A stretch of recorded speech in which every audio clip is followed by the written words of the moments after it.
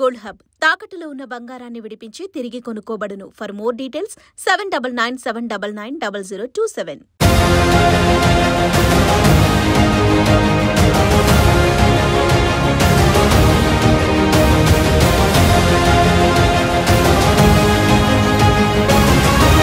Political junction వర్తమాన రాజకీయాలపై సమగ్ర విశ్లేషణ అందిస్తుంది.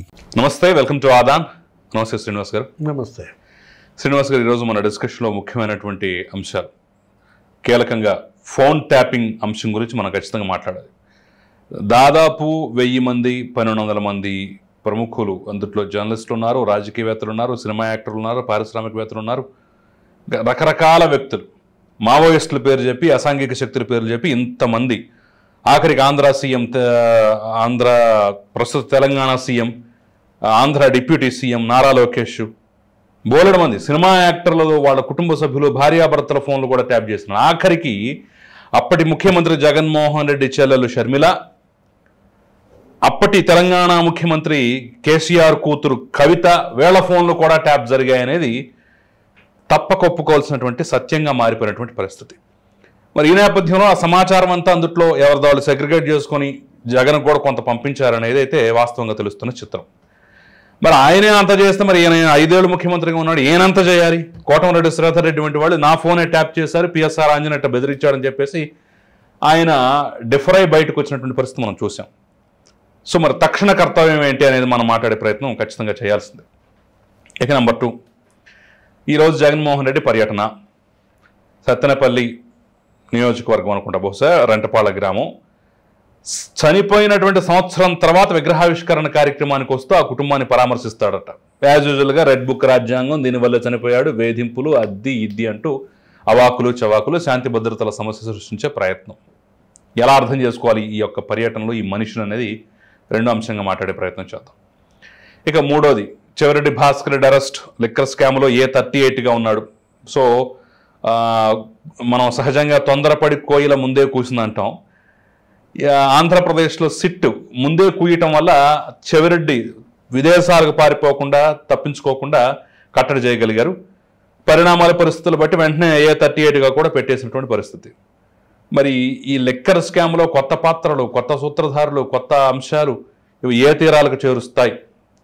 పైగా నిన్న మొన్న నిందితుల రిమాండ్ కూడా మళ్ళీ పొడిగించారు. అసలు వాళ్ళు ఇప్పట్లో జైలు నుంచి బయటకు వచ్చే అవకాశం కూడా ఎక్కడ కనిపించట్లేదు. మరి లిక్కర్ స్కామ్ ఏ తీరాలకు చేరబోతుంది అనేది కూడా మనం మాట్లాడే ప్రయత్నం చేద్దాం. సో ఈ ముచ్చటైనటువంటి 3 అంశాల్లో మొదటగా మనం ట్యాపింగ్ ఇష్యూ తీసుకోవాలి. ఏంటి ఆంధ్రప్రదేశ్ ప్రభుత్వ తక్షణ కర్తవ్యం, తెలంగాణ గవర్నమెంట్ చేయాల్సింది ఏంటంటారు? అంటే ముచ్చటైన అంశాలు కాదు, వికృతమైన అంశాలు ఈ 3 కూడా. ఫస్ట్ అంశం ఏంటి? ట్యాపింగ్.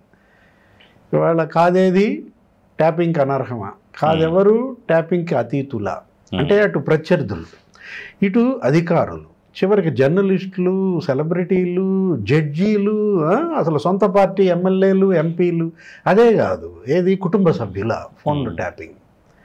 అసలు ఇక అది పరాకాష్ఠ. ఏది ఇవాళ ట్యాపింగ్ అనేది అదేంటి? టెలిగ్రాఫ్ యాక్ట్ 66 ప్రకారం, లేకపోతే ఐటీ యాక్ట్ 419 ప్రకారం ఇవాళ కఠిన శిక్షలు. అది మహానేరం, మనకు రాజ్యాంగం కల్పించిన హక్కు. ఏది ఆర్టికల్ 21, నీకేంటి వ్యక్తిగత స్వేచ్ఛ.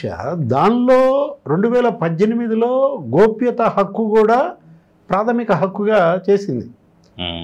అంటే గోప్యత, సీక్రసీ, నీ కుటుంబ గోప్యత, నీ ఇంటికి సంబంధించిన అంశాలే కాదు, నీ ఆర్థిక గోప్యత. వీళ్ళు గోప్యతనే దెబ్బతీశారు. అంటే ప్రైవేట్ లైఫ్నే పబ్లిక్లో పెట్టారు. రేవంత్ రెడ్డి ఇంటి పక్కనే మరి స్టేషన్, ఏదో రేడియో స్టేషన్లో పెట్టినట్టుగా ట్యాపింగ్ స్టేషన్లో పెట్టారు. అసలు వెహికల్స్ కొన్నారు. అంటే ట్యాపింగ్ మెషిన్ అంతా ఒక 20 వెహికల్స్లో పెట్టి ఎవరి ఫోన్ ట్యాప్ చేయాలో వాళ్ళ ఇంటి పక్కన నించోబెడతారు. ఒక్కరోజు 600 మంది ఫోన్లు ట్యాప్ చేశారంటే తెలంగాణలో. ఆ కాంగ్రెస్ నాయకులు లబలబ, మహేష్ కుమార్ గౌడ్, వీళ్ళందరూ, అనిల్, వీళ్ళందరూ కూడా వాళ్ళు వాంగ్మూలం కూడా ఇచ్చిన పరిస్థితి. అంటే మునుగోడు ఎన్నికకు ముందు అసలు ఇది ఇంకా పీక్ వెళ్ళిపోయింది. అంటే ట్యాపింగ్ ద్వారా ప్రత్యర్థుల ఆర్థిక మూలాల్ని దెబ్బతీయడం, ఆ వాహనాల్లోనే వీళ్ళ బస్తాల నోట్ల కట్టలు రవాణా చేయటం, ఓట్ల కొనుగోళ్ళు. మనం చూసాం. ఏది అటు ఆంధ్రప్రదేశ్లో మీరు అన్నారు, అక్కడ ముఖ్యమంత్రిగా పనిచేసిన జగన్మోహన్ రెడ్డి చెల్లి, లేకపోతే ఇక్కడ తెలంగాణలో ఇక్కడ ముఖ్యమంత్రిగా పనిచేసిన కేసీఆర్ కూతురు కూడా బాధితులే. సో అంటే కేసీఆర్ కూతురు అంటే ఎలా చూడాలంటారు? అంటే కేసీఆర్కి తెలిసే జరిగిందా? అంటే ఇవాళ ఆయనే కదా మరి అధిపతి. లేదు, కేటీఆర్ ఆధ్వర్యంలో ఇదంతా జరిగింది. ముఖ్యమంత్రిగా ఆయన ఉన్నా ఆయనకు కొన్ని విషయాలు చెప్తారు తప్ప మ్యాక్సిమం యువరాజు చూసుకునేవాడు అనేది కదా ఇక్కడ ఆరోపణ. ఇవాళ తండ్రి పాత్ర ఎంత, అన్న పాత్ర ఎంత, అసలు కవిత ఆరోపణలు చేశారు. నేను జైలుకి వెళ్ళడం కూడా కుట్ర అన్నది. ఆమె తీహార్ జైల్లో మరి 5-6 నెలలు ఆమె జైలు శిక్ష. అంటే ఏంటి? ఆ ఢిల్లీ లిక్కర్ స్కామ్, వాళ్ళ యొక్క ఫోన్ కాల్స్, లేకపోతే వాళ్ళ వాట్సాప్ గ్రూప్ కూడా ఏదో పెట్టుకున్నట్టున్నారు, దాన్ని ఏదో సౌత్ గ్రూప్ ఏదో అన్నట్టున్నారు అప్పుడు వీళ్ళందరూ కూడా. దానిలో చాట్స్ ఇవన్నీ కూడా ఇవాళ ఇంటి దొంగలు. ఎవరు ఇంటి దొంగని ఈశ్వరుడు కూడా పట్టలేదని అక్కడేమో కేటీఆర్ పైన వస్తోంది, ఇక్కడేమో జగన్మోహన్ రెడ్డి పైన వస్తోంది. షర్మిల ఫోన్లు కూడా ట్యాప్ చేశారన్నారు. అంటే ఇవాళ షర్మిల ఇక్కడ తెలంగాణ ఏది వైఎస్ఆర్ కాంగ్రెస్ పార్టీ పెట్టడము, ఆమె ఎవరెవరితో ఫోన్లు చేస్తోంది. ఇక్కడ 2 లాభాలు. ఒకటి, కేసీఆర్కి లాభం ఏంటి? రాజకీయంగా షర్మిలను ఎలా అడ్డుకోవాలి. బీఆర్ఎస్ పైన ఆమె చేస్తున్న అప్పటి విమర్శలు, ఒక్కొక్క ఎమ్మెల్యే అవినీతి కుంభకోణాలు మొత్తం ఆమె చిట్టాతో సహా తన పాదయాత్రలో బీఆర్ఎస్పై దాడి. అంటే షర్మిలని ఎట్లా అయినా సరే నిర్వధించాలని జగన్మోహన్ రెడ్డికి ఏమని చెప్పారు? మరి ఆర్థిక అంశాలు ఏది ఇవాళ మరి ఆమె అప్పులు, ఆమె యొక్క ఆర్థిక ఇబ్బందులు, ఎవరో అప్పట్లో వైసీపీ ఎంపీగా గెలిచిన ఆయనకి ఆమె ఫోన్ చేయడం, ఆర్థిక సాయం ఏదో ఆశించడం, దానికి వెంటనే జగన్మోహన్ రెడ్డి ఆ సాయంత్రమే అతనికి ఫోన్ చేసి వార్నింగ్ ఇవ్వడం. ఏంటి? నా చెల్లికి నువ్వెవరు ఇవ్వటానికి, నేను లేనా, ఇచ్చుకుంటే నేను ఇచ్చుకుంటాను కానీ చెల్లికి నువ్వెవరు ఇవ్వటానికి అనేసరికి అతను బిత్తరపోవడం. అంటే షర్మిలకి తను ఆర్థిక సాయం అందించకపోగా ఇచ్చే వాళ్ళను కూడా అడ్డుకున్నాడంటే అదంతా కూడా ఈ ఫోన్ ట్యాపింగ్ అనేటటువంటి అంశం. అదే కాదు, ఇవాళ ఏంటి ఈ ఇష్యూలో Raghunandan Rao phone tapping, Dubbaka Dharmapuri Arvind phone tapping కూడా ఉందంట, దుబ్బాక ఉప ఎన్నికకు ముందు, లేకపోతే ఈటెల రాజేందర్ ఆయన ఫోన్ ట్యాపింగ్. మీరు అన్నారు ఎవరు? నిజామాబాద్ అరవింద్, ఆయన ఫోను ట్యాపింగ్. అంటే వీళ్ళు ఎవరిని వదలలేదు, అటు కాంగ్రెస్ ఇటు బీజేపీ. ఇంట్రోలో చెప్పారు మీరు. ఇక్కడ నాకు ఒక అంశం కొంత సందేహంగా ఉంది. ఇప్పుడు చంద్రబాబు నాయుడు, లోకేష్, పవన్ కళ్యాణ్ వీళ్ళ ఫోన్లు కూడా ట్యాప్ చేశారంటున్నారు. ఎట్లా ట్యాప్ చేశారనేది ఇప్పుడు అంటే నా డౌట్ ఏంటంటే, సరే ఆయన ముఖ్యమంత్రిగా ఉన్నప్పుడు 2014లో ఉమ్మడి రాజధాని ఉంది కాబట్టి ఓ సంవత్సరంన్నర ఇక్కడ ఉన్నారు. ఆ సందర్భంలో ఫోన్ ట్యాప్ చేశారంటే ఆయన దగ్గరున్నాడు, అందుబాటులో ఉన్నాడు కాబట్టి అవకాశం ఉందనుకోవచ్చు. ఆ తర్వాత 2016-17 లోపలనే ఆయన ఆంధ్రప్రదేశ్ వెళ్ళిపోయాడు. అక్కడ అమరావతి రాజధాని నిర్మాణ పనుల్లో బిజీగా ఉన్నాడు. కరకట్ట నివాసంలో ఆయన నివాసం ఉన్నాడు. ఇప్పుడన్నా కుటుంబ సభ్యుల్ని కాసేపు కుటుంబ సభ్యులతో గడపడానికి తప్ప హైదరాబాద్ వచ్చిన దాఖలాలు చాలా తక్కువ. మరి ఆ సందర్భంలో కూడా ట్యాప్ చేశారా? చేస్తే ఎలా సాధ్యం? అంటే ఆ రోజు రేవంత్ రెడ్డి లేకపోతే స్టీఫెన్సన్ ఆ కేసు ఉంది, ఏది ఆ మత్తయ్య, ఆ కేసులో మరి అప్పట్లో చంద్రబాబు మాట్లాడిన మాటలు మరి వీళ్ళు వదలడం, ఇదంతా కూడా మరి ఫోన్ ట్యాపింగ్ లోనే భాగం అని సగం అసలు ఆయన వెళ్ళిపోయింది ఆ కేసుకు భయపడి కాదు, కేవలం ఫోన్ ట్యాపింగ్కే ఆయన తనే అభద్రతకు లోనవుతున్నానని ఇక్కడి నుంచి ఉండటం క్షేమకరం కాదు. ఇప్పుడు ఎల్ బ్లాక్ లో ఉండేది మనకి సచివాలయం, అప్పుడు ఏపీ, ఇక్కడ హుటాహుటిన ఆయన అప్పటికప్పుడు వెళ్ళిపోయిన ఉద్దేశం కూడా అదే. ఏదైనా అక్కడ కట్టుబడి అక్కడే మనం ఏ పారిశ్రామికవేత్తతో మాట్లాడితే ఆ పారిశ్రామికవేత్త వాళ్ళు కూడా మాట్లాడటం, ఇక్కడికి ఇన్వెస్ట్మెంట్ తెచ్చుకోవడం. అదే మనం మాట్లాడిన తర్వాత వీళ్ళు ఎలా మాట్లాడుతున్నారు, అసలు వీళ్ళకి ఎలా తెలుస్తుంది సమాచారం అనేది కూడా అర్థం కాని పరిస్థితి. కొన్నాళ్ళు వాళ్ళు అడిగారు ఇండస్ట్రీస్ సెక్రటరీస్, ఐటీ సెక్రటరీ, ఆ రోజు ఏపీ సీఎం దగ్గర చర్చ ఏంటి, is of doing business. Is of doing business లో ఏపీ నంబర్ 1 గా ఉండేది, తెలంగాణ పోటీ పడతా ఉండేది. రెండు రాష్ట్రాల మధ్య ఈ 1-2 ప్లేసుల కోసం పోటీలో ట్యాపింగ్ ద్వారా అక్కడికి వచ్చే ఇన్వెస్ట్మెంట్స్, పారిశ్రామికవేత్తల్ని వెంటనే ఆ ఫోన్ కాల్స్ వీళ్ళు చూడటం, వాళ్ళని వీళ్ళు బెదిరించడం, తెలంగాణలో పెట్టండి అక్కడే ఉంది, అక్కడేమీ లేదు, కట్టుబడి హైదరాబాద్లో పెట్టండి అని వాళ్ళని నిరుత్సాహపరచడం, కొన్ని కంపెనీలు ఆ విధంగా రాబట్టడం. అదే కాదు, అప్పటి ఎన్నికలకు ముందు, ఏది 2019 ఎన్నికలకు ముందు మీరు చూశారు, ఆ రోజు మీరు కూడా కొన్ని కథనాలు చేసుకుంటారు, ఏది తెలుగుదేశం పార్టీ అభ్యర్థుల ఆర్థిక మూలాలను దెబ్బతీయటం. ఎవరు మురళీమోహన్ ఆయన కోడళ్ళు అక్కడ కంటెస్ట్ చేస్తున్నారు, ఆమె వాహనాల్లో మరి డబ్బులు దొరికాయని పట్టుకున్నారని, ఇంకా తెలుగుదేశం అభ్యర్థులు ఒక చోట 70 లక్షలు పట్టుకున్నారని, ఒక చోట 2 కోట్లు పట్టుకున్నారని. అసలు హైదరాబాద్ నుంచి రానివ్వలేదు కదా, డబ్బే రానివ్వలేదు కదా. అంటే ఎవరన్నా ఎన్నికల ఖర్చుల కోసం వాళ్ళ ఆ వ్యాపారాలుండో వాళ్ళ ఆస్తులుండో అమ్ముకోవడానికి ప్రయత్నించిన, వ్యాపారాల నుండి డబ్బు తెచ్చుకోవడానికి ప్రయత్నించిన, అంటే ఇక్కడ ఎవరైనా ఇచ్చేవాళ్ళు ఉండి అప్పు తీసుకోవడానికి ప్రయత్నించినా ₹1 కూడా పుట్టనివ్వలేదు అనేది తెలుగుదేశంలో అధిష్టానానికి దగ్గరగా ఉన్న వ్యక్తులే కొన్ని సందర్భాల్లో మాకు ఆఫ్ ద రికార్డ్గా చెప్పిన విషయం. మేము 2019లో ఎదుర్కొన్నటువంటి సంక్షోభం, ఆర్థిక సంక్షోభం మా చరిత్రలో ఎప్పుడు ఎదుర్కోలేదు. కేసీఆర్ కానీ లేదా కేంద్ర ప్రభుత్వం సహకారంతో కానీ మమ్మల్ని అంతగా ఇబ్బంది పెట్టారు వీళ్ళు. ₹1 కూడా మాకు ఇక్కడ రానివ్వలేదు. వచ్చే అవకాశం ఉన్నా కానీ బెదిరించి ఇచ్చేశారు తప్ప మమ్మల్ని రానివ్వలేదని చెప్పేసి చాలామంది నాతో మాట్లాడారు. పెద్ద పెద్ద పారిశ్రామికవేత్తలు, అక్కడ రాజకీయ నాయకులుగా ఉన్నటువంటి వాళ్ళందరినీ ఆర్థిక కట్టడి చేయటం, జగన్మోహన్ రెడ్డి గెలుపుకు సహాయపడటంలో కూడా ఈ ఫోన్ ట్యాపింగ్ పాత్ర. అంటే ఫోన్ ట్యాపింగ్కి వచ్చేసరికి మనం 3 ఎపిసోడ్లుగా చూడాలి. ఒకటి కేసీఆర్ 1.0, ఇది 2019 ఎన్నికలకు ముందు జరిగిన ఎపిసోడ్.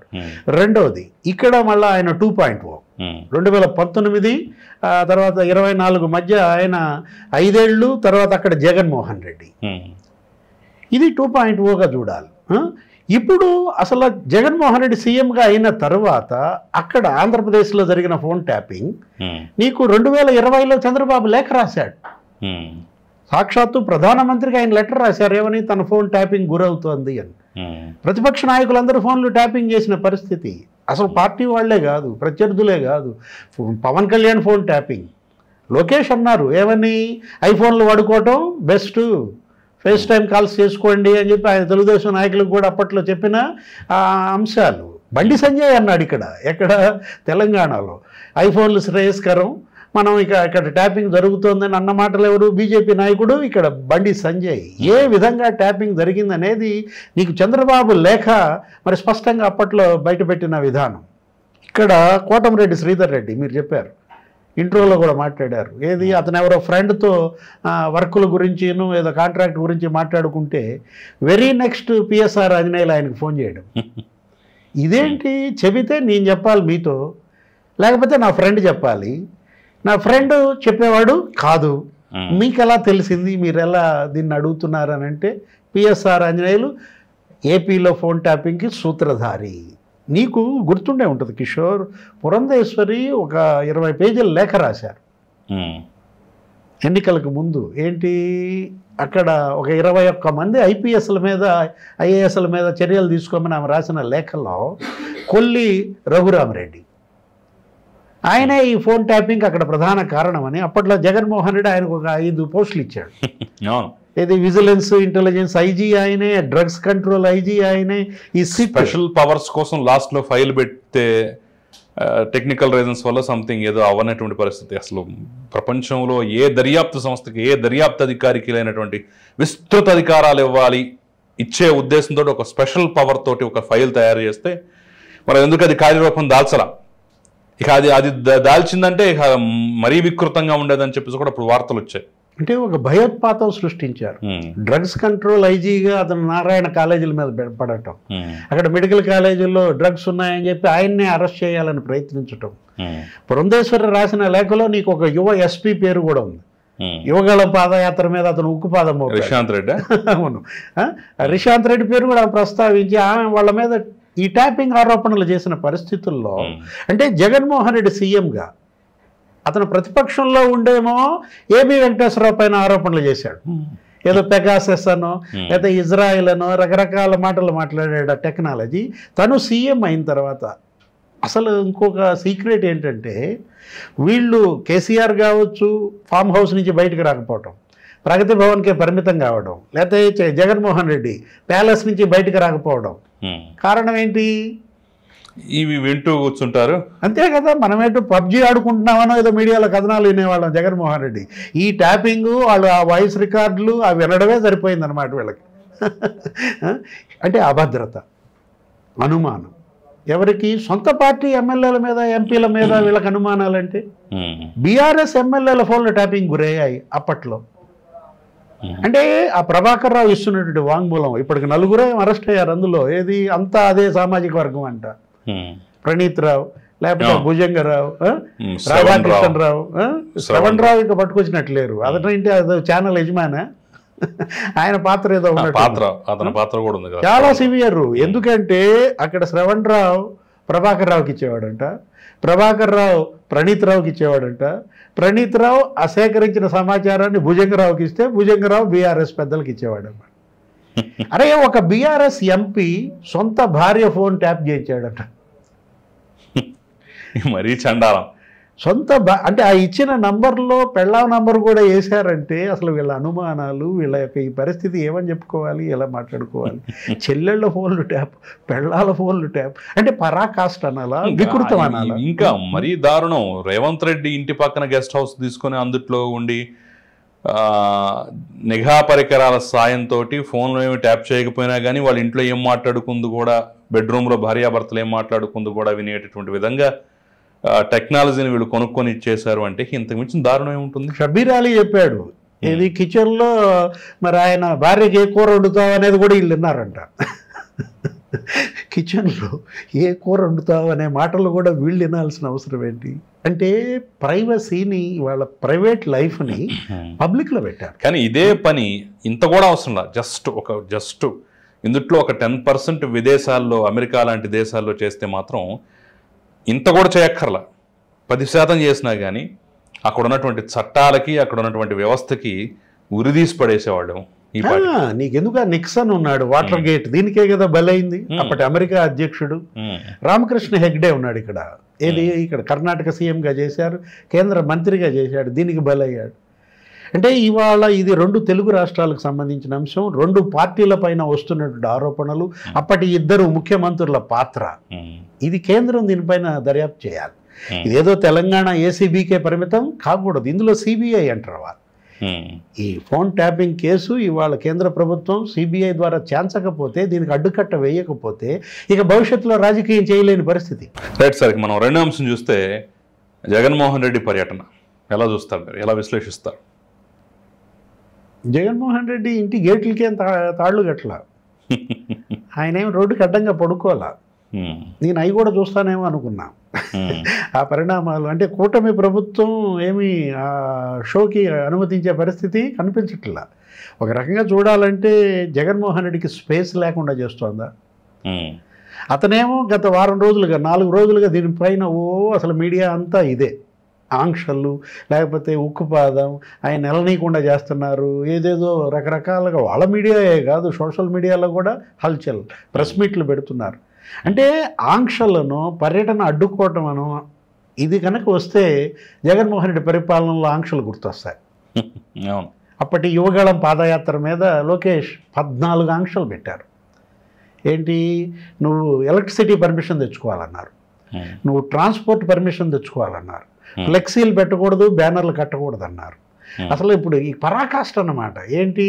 అసలు నువ్వు సౌండ్ సిస్టమ్, సింగిల్ సౌండ్ సిస్టమే ఉపయోగించాలి, లేకపోతే ఆ డీజే హై సౌండ్ సిస్టమ్స్ పెట్టకూడదు, అసలు నీకు డ్రోన్లు వాడకూడదు, ఫ్లయింగ్ కెమెరాలు వాడకూడదు, మీరు ఎంతమంది వాహనాలను పంపిస్తారు మాకు ముందే చెప్పాలి, మీ ర్యాలీలో, మీ పాదయాత్రలో ఎంతమంది నడుస్తారో వాళ్ళందరి వాట్సాప్, వాళ్ళందరి ఆధార్ కార్డులు ఇవ్వాలి, ఫోన్ నంబర్లు ఇవ్వాలి. అంటే అప్పటి మరి ఆంక్షలు మీకు గుర్తులేవా? జీవో నంబర్ 1 కూడా తీసుకొచ్చారు కదా ఇప్పుడు. ఎందుకని జీవో 1 వాడలేదు? చట్టం జీవో 1 వాడారా? జీవో నంబర్ 1 ఎక్కడుంది అసలు? కూటమి రద్దు చేసిందా, ఇంప్లిమెంట్ చేస్తోందా? జీవో నంబర్ 1 కనుక వాడినట్టయితే ఇప్పుడు బయటకు వచ్చేవాడు కాదు.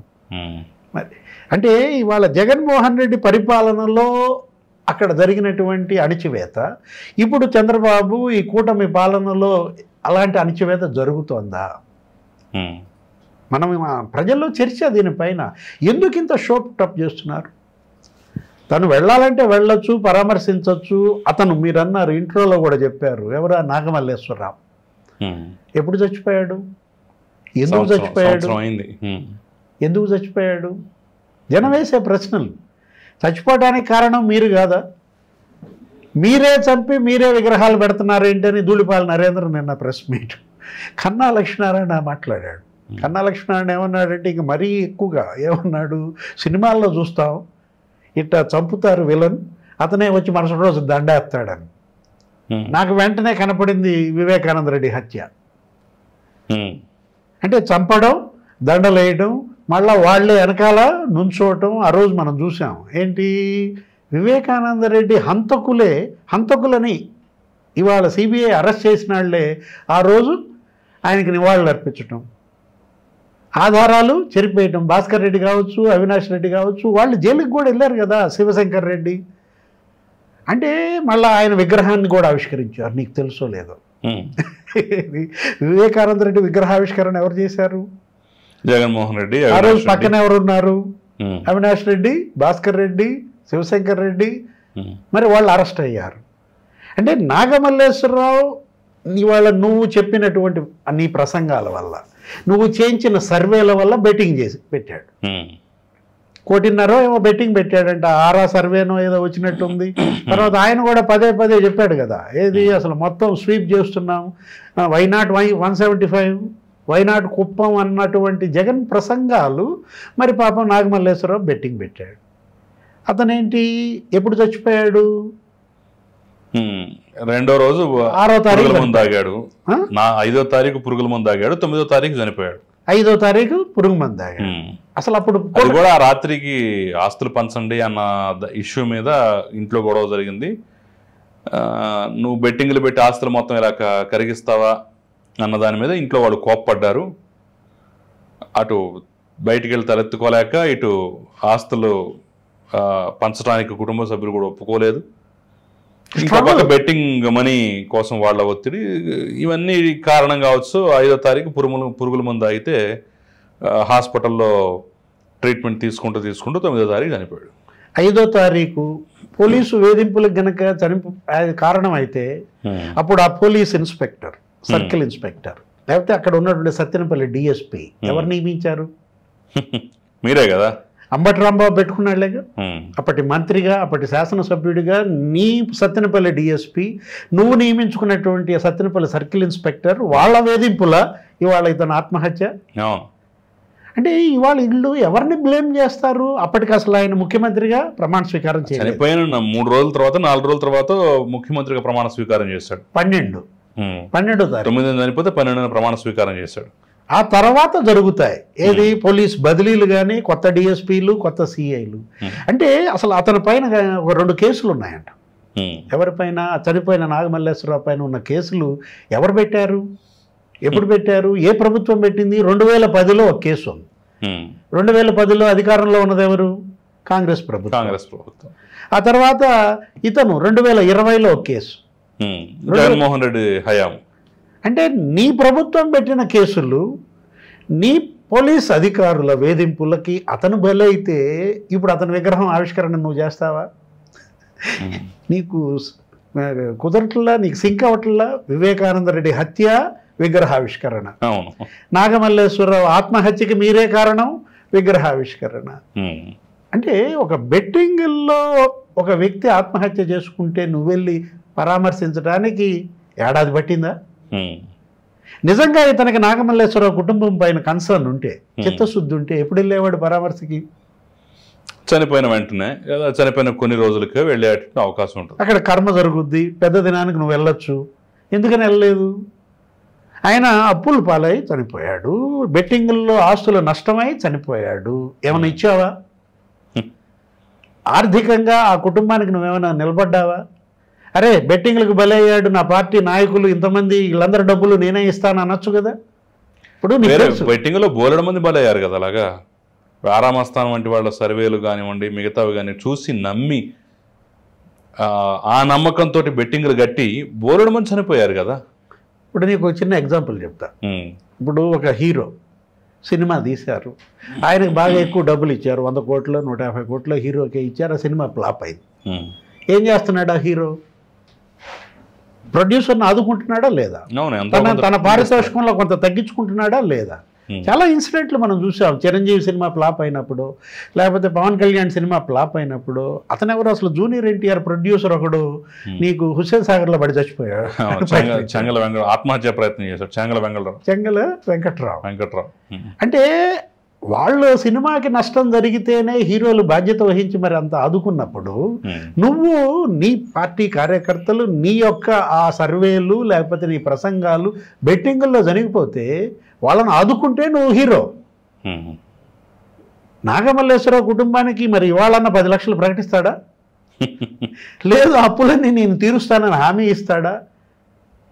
ఎందుకంటే అతని పరంగా ₹1 సాయం చేయకపోగా అతని వల్ల నష్టపోయిన కుటుంబం అది, యజమాన్ని కోల్పోయిన కుటుంబం అది. ఆ భార్య కూడా అక్కడ లేదనుకుంటే వెళ్ళిపోయినట్టున్నారు పిల్లలు కూడా. ఇప్పుడు వాళ్ళు వచ్చి ఉంటారు.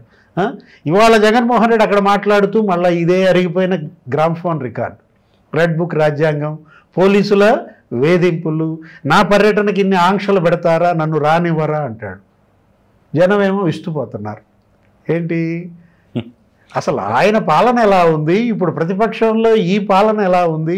అసలు వీళ్ళు కనుక ఆంక్షలు విధిస్తే మన తెనాలి వెళ్ళేవాడా, వినుకొండ వెళ్ళేవాడా, పొదులు వెళ్ళేవాడా? స్వేచ్ఛగా ఇవాళ జగన్మోహన్ రెడ్డి రాష్ట్రం మొత్తం తిరుగుతున్నాడు. వారం వారం పోతున్నాడు కదా, యలహంక తాడేపల్లి, అక్కడ 5 రోజులు ఇక్కడ 2 రోజులు ఆపుతున్నారా?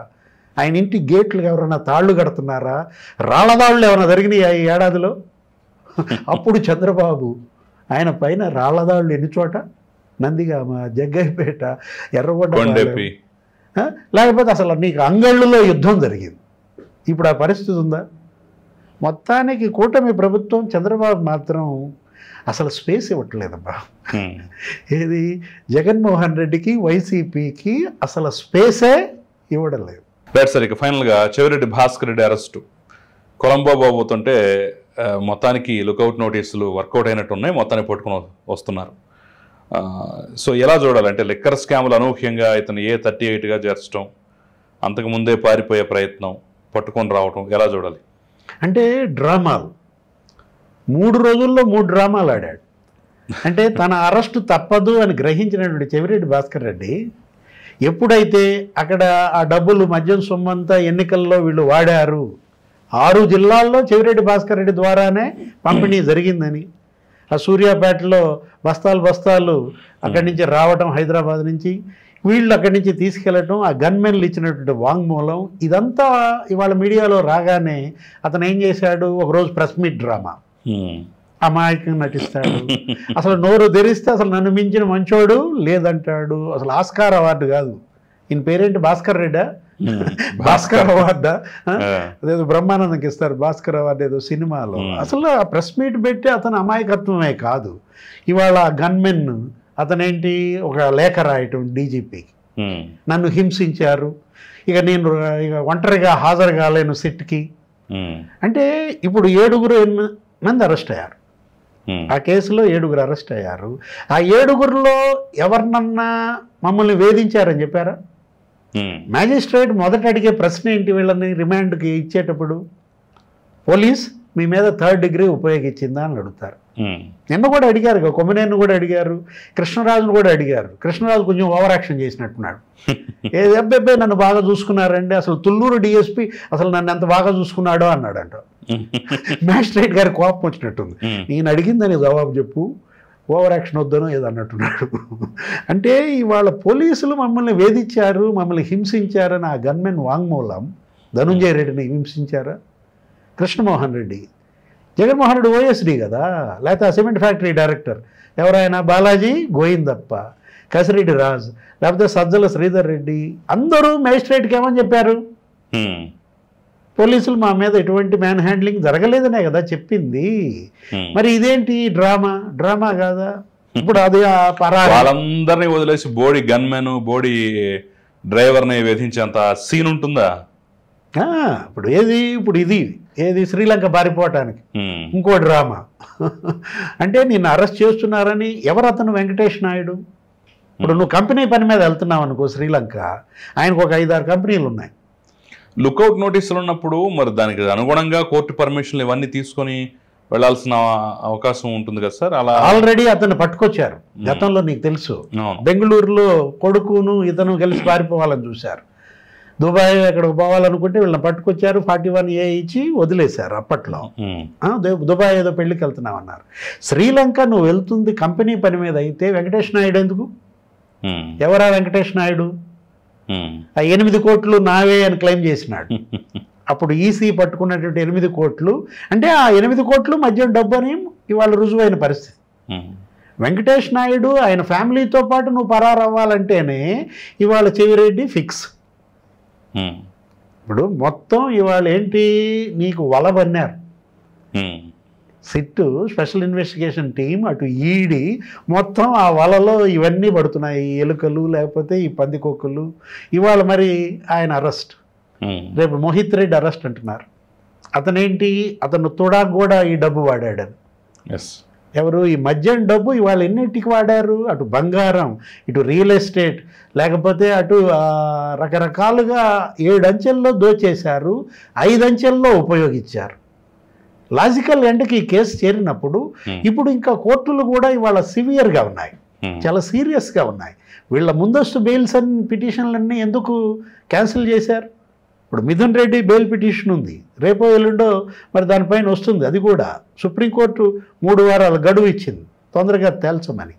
నెక్స్ట్ అరెస్ట్ మోహిత్ రెడ్డా లేకపోతే మిథున్ రెడ్డా? చివరికి ఇది అంతిమ లబ్ధిదారుకు చేరుద్దా లేదా అంతిమ గడియలు సమీపిస్తాయా? కన్సిడర్ రాజు అన్నట్టున్నాడు, అంతిమ లబ్ధిదారు పేరు చెప్తే అంతిమ గడియలను. ఏదైనా దీన్ని లాజికల్ ఎండ్కి తీసుకురావాలి. ఇది అవినీతి కోణంలో కాదు, ఇది మానవీయ కోణంలో చూడాలి.